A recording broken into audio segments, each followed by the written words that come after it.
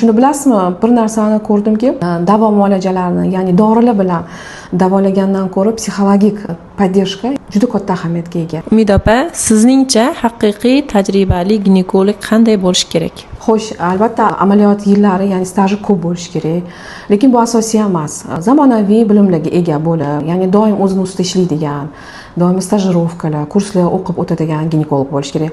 Hamda ayollarga nafaqat ginekologik tarafdan davolash, balkim psixologik tarafdan ham to'g'ri yondashish kerak deb o'ylayman. Ba'zi bir holatlarda bo'ladi, homilador ayollar yoki homiladorlikni rejalashtirayotgan va bepushtlikdan aziyat chekayotgan ayollar murojaat qiladi. Shuni bilasizmi, bir narsani ko'rdimki, davo muolajalarini, ya'ni dorilar bilan davolagandan ko'ra psixologik podдержка juda katta ahamiyatga ega. Masalan, ko'rganman 3 ta, 4 ta homilasi tushgan hamda bepushtlikdan aziyat chekayotgan ayollar. Kuni yaqinda bo'ldi shu holat. Menda demak 2 marta turmush qurgan hamda 3 ta homilasi hattoki UZIda ko'rinmasdan faqat analizlar bo'yicha chiqqan va HGC qonda aniqlanishi bo'yicha homilador bo'lganlar, lekin shu 3 ta homiladorlik ham tushish holatlari kuzatilgan va ayol depressiyaga tushib qoldi. Ya'ni tushkunlikka, demak mana shu ikkinchi turmushim, yana homilador bo'lmayman, turmushim yana buziladimi degan o'ylar bo'ldi.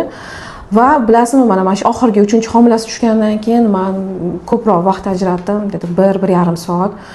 Ko'pchilik patsientlar biladi, ko'proq psixologik tarafdan podдержка qilganimdan keyin meni davo muolajalarim ko'proq samara beradi. Hattoki dorilarni ichmay qo'ygan taqdirda ham samara bo'ladi. Mana shu ayolim ham xuddi shunaqa bo'ldi. Demak, 2 oy avval homila tushgandan keyin tushkunlikka tushdi, o'tirib gaplashdik va xursand bo'lib, "Umid opa, siz ginekolog emas, siz psixolog bo'lishingiz kerak o'zi aslida" deb ketdilar va mana kuni kecha kelib, yangi xabar, menga xush xabar olib keldilar.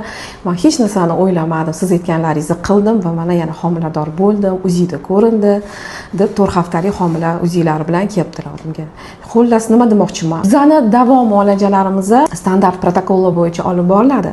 Lekin agar ginekolog bilimi tarafdan darajasi yuqori bo'lsa hamda ayollarga o'tirib, vaqt ajratib, ko'proq gaplashib qilsa, yanada samaraliroq bo'ladi va albatta shu najot istab kelgan kasallikka albatta shifo topadi degan umiddaman.